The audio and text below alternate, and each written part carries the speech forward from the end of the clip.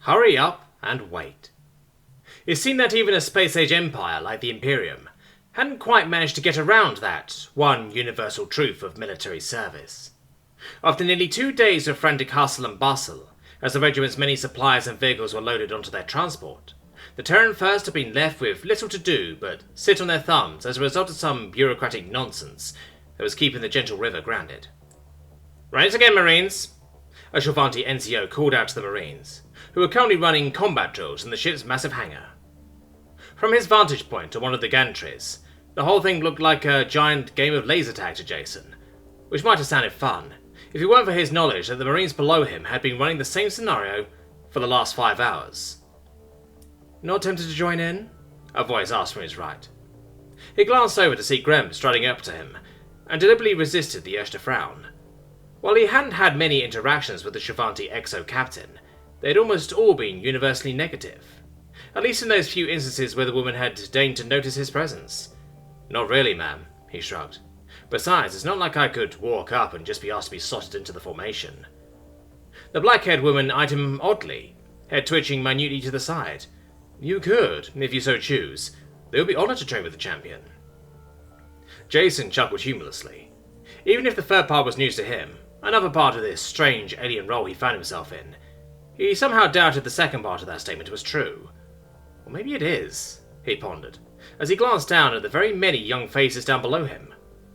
In his few experiences with his fellow humans, they had for the most part seemed incredibly wary of him, as unsure as to what to make of his rank as he was, which wasn't an entirely unrealistic stance to take. They were fresh boots, and were very well aware that they all ranked at the very bottom of a very large totem pole. To them, he was just another person who was higher ranked than them, and thus to be treated with the same mixture of fear and awe that any other NCO received. That he was also human like them was barely even a factor there. The difference in rank had him shunted into a different species almost by default. Which is at least better than the reactions I get from Friska's regiment, he thought. Still, there was an opportunity here. "Perhaps I will," he said slowly. Grem nodded in satisfaction before wandering off. Jason watched her go, wondering what that little discussion was in aid of.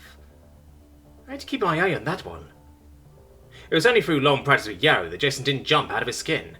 Instead, he slowly turned around to face Nora, who was watching Grem's retreating form with half-lidded eyes. "Have you been taking cues from Yarrow?" he asked, completely ignoring the woman's vaguely ominous statement. The bizarre question seemed to snap the Scandinavian woman out of her cool, mysterious persona as she blinked at him in confusion. "What?" she asked frighteningly. "Have you been taking cues from Yarrow?" he repeated with deliberate slowness. Nora glanced back to where Yarrow was avidly watching the drills down below. The only hint that she was even aware of their discussion was in the way her ears had twisted in the Jew's direction, like a pair of fluffy radar dishes. "Quit trying to play it cool, you overgrown furball," he thought. "I can see you smirking." "I have no idea what you're talking about," Nora said finally, apparently totally wrong-footed by his entirely reasonable line of questioning. Jason eyed her coolly. "So you weren't trying to make me jump by sneaking up on me?" "What? No!" The blonde frowned. "Have I done anything to make you think I behave in such a juvenile manner?" Now it was his turn to resist the urge to smirk, as Yarrow very visibly twitched at the accidental insult being leveled in her direction. "No, I suppose not," Jason allowed, clamping down on the snickers that threatened to spill out of him at the sight of Yarrow's tail going limp. "I suppose I'm just too used to being able to hear a Sholvanti coming from a mile off." Nora stared at him oddly for a few seconds, before apparently deciding to drop the topic entirely.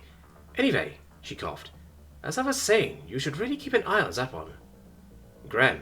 he asked, straightening up as he glanced in the direction the alien woman had gone. "Seems normal enough to me."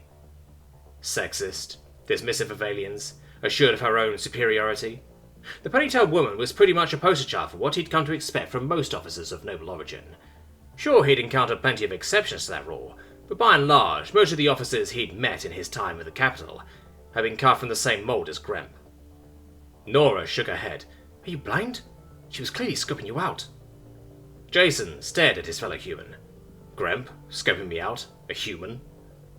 Prior to their most immediate interaction, he'd been of the opinion that the women considered him to be roughly on the same level as something she might have to scrape off the bottom of her very large boots.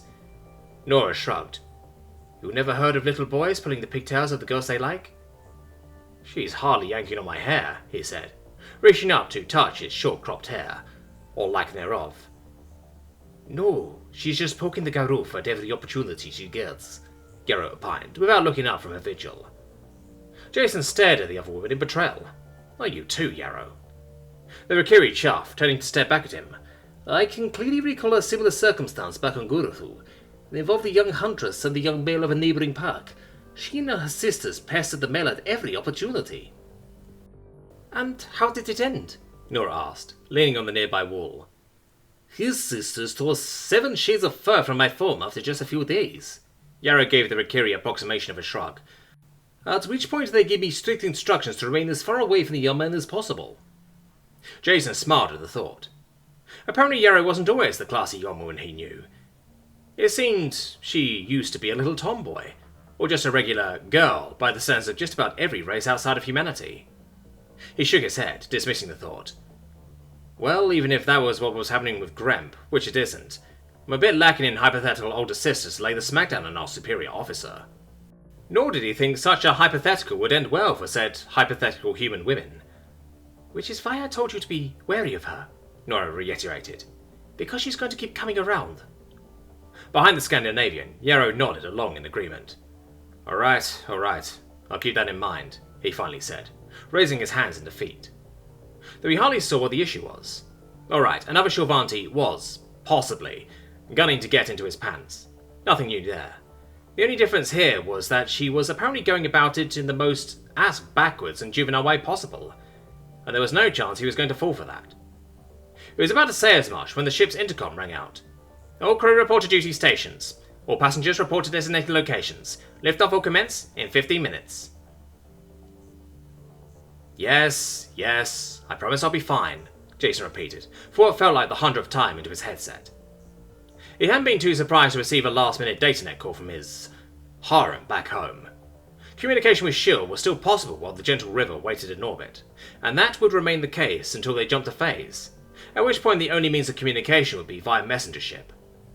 A significantly slower form of communication that precluded actual conversation, given that the Imperium still hadn't figured out instant FTL communications.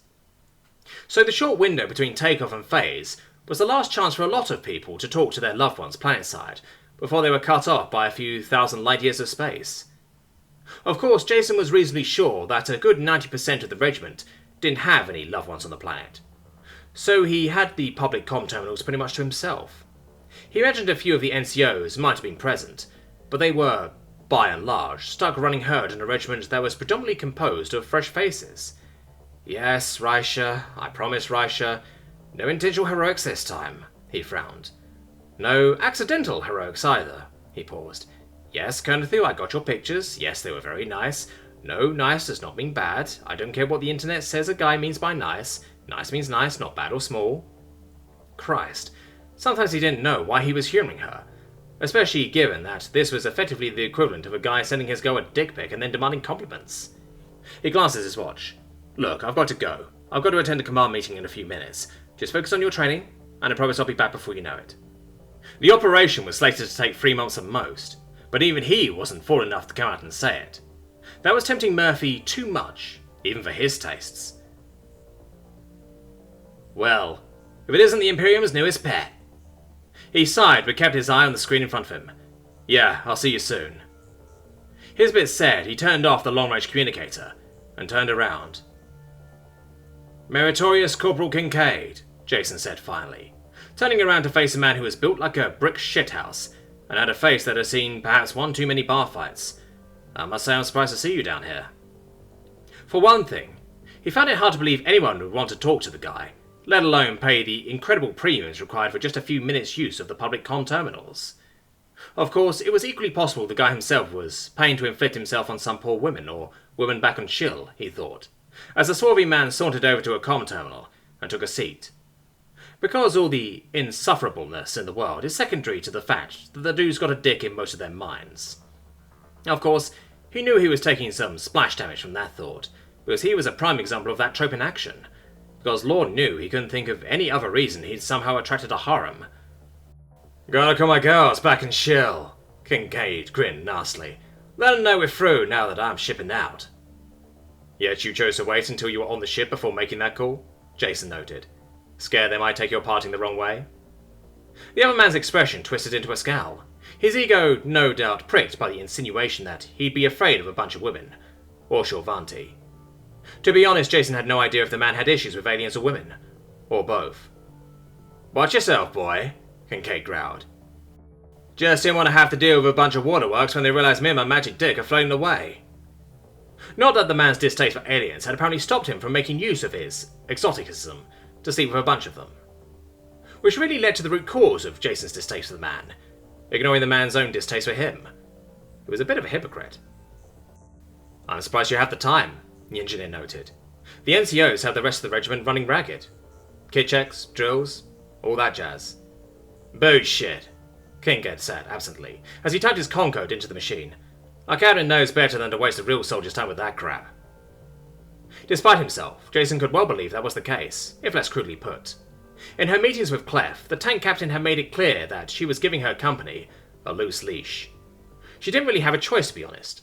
The former tankers were old veterans and wouldn't respond well to the same treatment that the boots were receiving.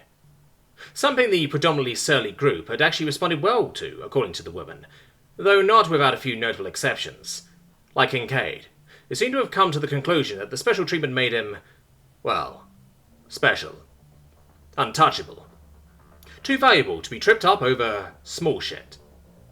Like being generally insubordinate unless under the direct supervision of an officer and an NCO, Jason thought. And even then, only to the bare minimum required to avoid stringent punishment. Sure, Jason could complain to Frisker about the man's behaviour, but he had a feeling that was exactly what the corporal wanted. For him to demonstrate that he was incapable of standing up for himself, that his lofty role was undeserved.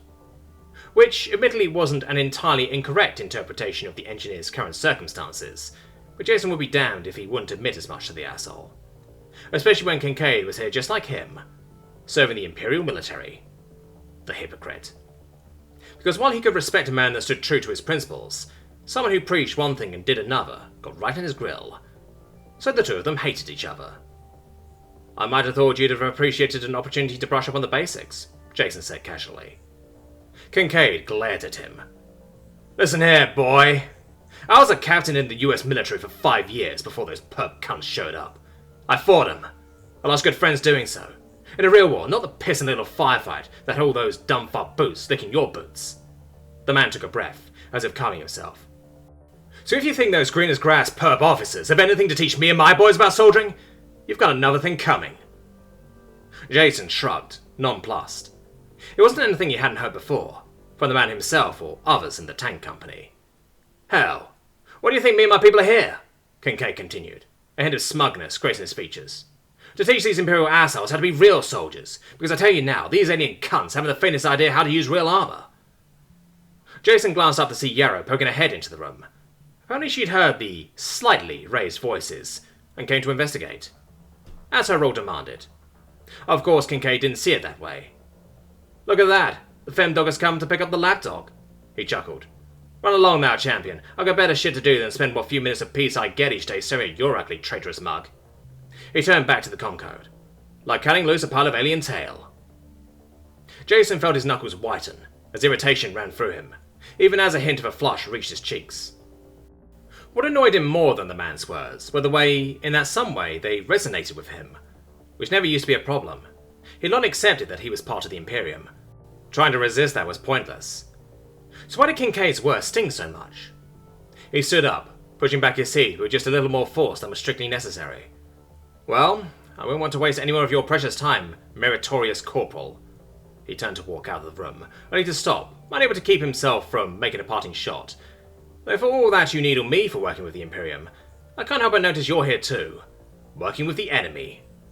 Seems that for all your bark, you're just another dog like me, one who's not too proud to beg for scraps from a new master. Kincaid hunched in his seat. Just get the fuck out of here, traitor. Jason did, satisfied that, if nothing else, he managed to get in the final word. Yrrol fell in behind him as they walked down the hall away from the comm room. If you would only give me leave, I would discipline him for his disrespect, she said quietly, aiming a glare back in the direction they'd come. Leave it, Jason said, trying not to show how the notion of Yrrol acting on his behalf raised his hackles. I can handle it myself. More to the point, he didn't want Yrrol fighting his battles for him. That strayed far too close to vindicating Kincaid's words about him. He didn't need anyone to look after him. He could look after himself. They'll at least report him to the colonel or his captain. The white, furred woman continued. His behavior is deplorable, and edges dangerously close to outright sedition. Nothing would come of it, Jason said. Asshole or not, the guy knows his stuff. Friska's mentioned him by name more than once in her debriefs. He's useful to her, and not easily replaced. So if I went to her about it, the worst he'd get is a slap on the wrist. Yrrol looked dubious, but thankfully didn't pursue the topic further. Which was a relief, because Jason had no idea if he'd have been able to properly defend that shaky bit of logic. Sure, Kincaid was valuable to Friska, but the Imperium took any talk that ran counter to the Imperial line quite seriously.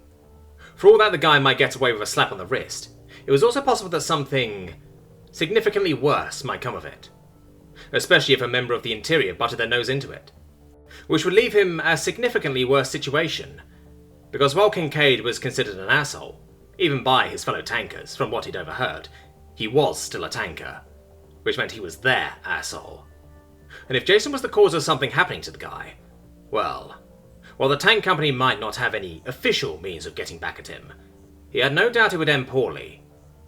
Just the esprit de corps at work, Jason thought cynically, which he thought was doubly ironic, given that said tankers came from all over the planet, and as such some would have been enemies prior to the Imperium's arrival. Nothing like an outside enemy to bring humans together. He could only hope that their arrival on Ragnos 3 transitioned that status as an enemy from him to the Roaches.